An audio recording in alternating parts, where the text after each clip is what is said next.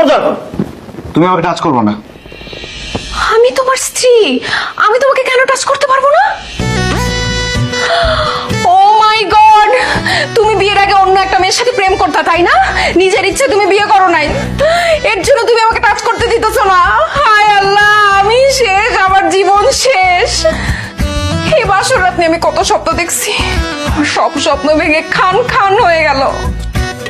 24 বছর ধরে বাসর ঘর করার জন্য অপেক্ষা করতেছি, শুনছি অপেক্ষার ফল নাকি মিষ্টি হয়, কিন্তু আমার অপেক্ষার ফল এরকম তিতা হইলো কেন? এই বলো, বিয়ের আগে তুমি কোন মেয়ের সাথে প্রেম করছো, কেন প্রেম করছো? আর বিয়ের আগে তুমি যে প্রেম করছো আমাকে বলো নাই কেন? তাই চুপ করো তো শিরিন, বিয়ের আগে কারোর সাথে প্রেম করা তো দূরের কথা, আমি কোনো মেয়ের সাথে ভালোভাবে কথাই বলি নাই। কি বললা? তুমি বিয়ের আগে কোনো মেয়ের সাথে প্রেম করো নাই? তাহলে আমাকে কেন বলতেছো আমি টাচ করতে পারবো না তোমাকে? কারণ এখনো তোমাকে আমি কাবিনের টাকা বুঝাই দিই নাই। তোমার আমার বিয়েতে কাবিন ধরা হয়েছে 10 লাখ টাকা। এই 10 লাখ টাকা নগদ উসুল তোমাকে আমি বুঝাই দিব, তারপর তুমি আমাকে টাচ করতে পারবা, তার আগে না।